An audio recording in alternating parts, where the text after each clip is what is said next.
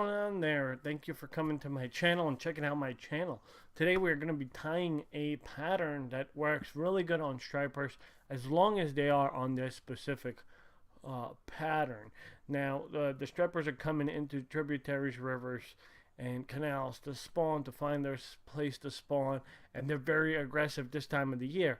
So when this particular worm hatch does happen, these stripers, they go absolutely nuts, and you could get as many as 10 to 15 fish within an hour or two of fishing, as long as they're on this particular worm. Now if they're not on this particular pattern, this worm, then obviously you're not going to get the numbers. But this is definitely the way to get your numbers up. In the fall, you get bigger stripers where you want to get that size and all of that.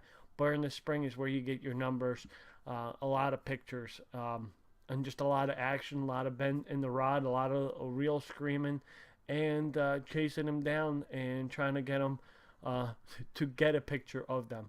So here's a couple of different variations of the pattern of the cinder worm that I like to tie and I like to use. You guys are more than welcome to try it if you do live in the Northeast and see if it works for you. Make sure you look for the cinder worm hatch. It doesn't happen all the time, and when it does happen, it doesn't mean that you're always going to get into it. It all varies of what the conditions are and what the fish actually want to eat. So I hope you guys enjoy this time video, and I'll talk to you guys later. Alrighty guys, so first thing first, I want to disclose this. I'm not a professional fly tyer by any means. I just like to tie flies of my own and actually fish them. So the vise I like to use is the Regal vise. It has really nice jaws, really strong jaws, and it just works great for me. So like I said, I'm not a professional, I'm not sponsored by Regal, but I just prefer using their vise over anything else that I've tried in the past. So here we go, we're going to start it off. The hooks we're going to be using some Spirit hooks. They're 1/0 saltwater hooks. We're going to be using some monofilament thread here, Denville's. Then we're going to be using some Spirit River strung marabou in red. We're going to be using some White River marabou in orange, strung marabou. We're going to be using, Spirit River Estaz black and Spirit River Estaz red. Very simple fly to tie. If you don't have monofilament, you don't have to use monofilament. I just like to use it just in case bluefish get into this fly. It keeps the fly a little more durable and longer lasting, where I could have it for multiple seasons. So here we go. So unlike freshwater, saltwater, I leave my hooks completely barbed. I don't squish the barb at all. So just place it into your vise. Make sure it's nice and firm, because you're going to be putting a lot of turns on it, a lot of pressure. So there's your hook. It's nice and tight. Alright, before I start applying this mono, I just want to make this disclosure. This is not my fly I invented. This is a fly that I've just been using, that I found at a local fly shop, and it works. So just apply your monofilament to this just a little bit, and just start working your way towards the back. It doesn't have to be right next to each other. You just got to get some on there just to get it going. Snip it off. Alright, now what you're going to do, you're going to take some of your red marabou. I like to take one stem, just like this. Get my fingers nice and wet. Strike it back. It's pretty much like tying a woolly bugger, if you guys ever freshwater fish. And the tail, you don't want much longer. You want it about a length of the hook shank plus about a hook eye or two long. Alright, so there she's gonna lay right there. And this fly does not have to be pretty at all.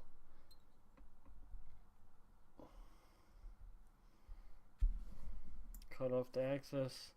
Now if you guys have a use for this other rest of this marabou, you guys could save it. I don't usually reuse it, so I just throw it in the garbage here. And what I'm going to do, I'm going to bind this the rest of the way down, and what I'm going to do next is somewhat that helps me out a little bit. It doesn't always work, but it does help me out. I'm going to apply some head cement here. I like to use Sally Hansen's Hard as Nails. You pick it up at Walgreens, CVS, whatever pharmacy's next to you. I'll put it across the whole shank here. Alright, so that's that. Then what we're going to do is we're going to take our red Estaz. Now you want this Estaz to be fairly large. You don't want the small Estaz, you want it fairly large.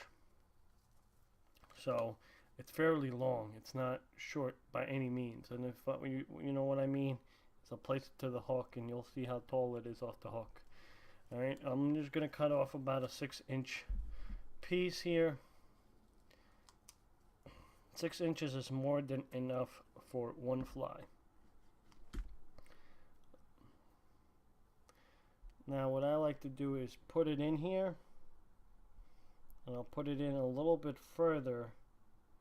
As you can see, it's a little further where I tied off that marabou, just to kind of give it a longer, more even of a body, and start working it back. It's really not going to matter. It just, I don't know why I do it that way. I just do. Alright, and work our way back towards the front, and we're going to go to about 3/4 up the shank of the hook, right where I stopped. That's where you want to stop. Now what we're going to do with this, you're just going to wrap it. Doesn't matter which way you wrap it, it's just up to you which particular direction you prefer.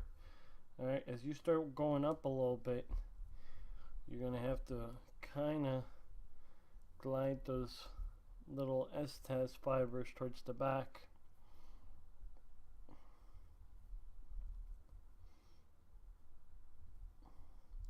Just so it gives it kind of like a woolly bugger, bushy looking effect to it. And when we get to where the thread is, where our monofilament is, I'm just going to start wrapping right behind it. And I'm just going to do like 3 turns, and I'm going to tie it off. So if you guys ever seen a cinder worm up close, or if you ever captured one on the beach, or you've seen one in you know, in the tributaries or a fishing dock or wherever, a canal, wherever, you see they have a little bit of like a black head, like a dark head, and they have like a orange to red body. So what I'm going to do now is, now that we have our fly tied off, I'm going to move my thread up to right behind the hook eye, as you can see right there. And what we're going to do now is apply the black Estaz. And for the black Estaz, all you need is just a little bit. You pretty much need like 2-3 inches of it, and that's it. As you guys can see me snipping it off. But the reason why I'm going to apply it right in front of that one is to kind of build up the body a little bit. The head usually is a little bit thicker on the cinder worm, so applying it there kind of gives you the profile of a real cinder worm. And you just give it a couple of turns here. You don't want to crowd the hook eye. You definitely want that head to be visible, just like that.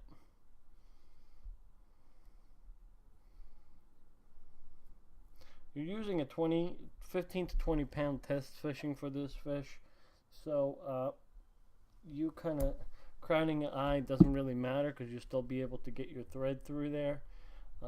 That's why I get really close to it, but some people don't like to get close to the hook eye. So basically your head should look towards the back, a little slicker like it is there, almost like a bullet.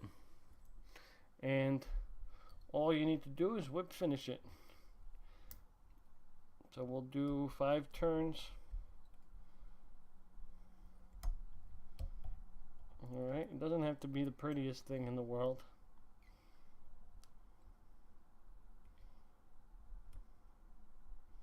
If you use white thread, make sure you use some seriously thick white or black thread. For my trial flies, I like to use ADOT, so it doesn't really help me with these flies, so I like to use monofilament for these. And just apply a little head cement right to where the mono is. If you get a little bit on the fly, it doesn't really matter. And there's your first fly. And it just looks just like that. Alright, nice and even on both sides. Looks the same. If you want, you could puffy out the tail more, put more fibers in there. But when it swims, it looks like a cinder worm because it's nice and long. Alright, so we're going to do a different variation now. The video is going to be a bit faster, and that's going to wrap it up.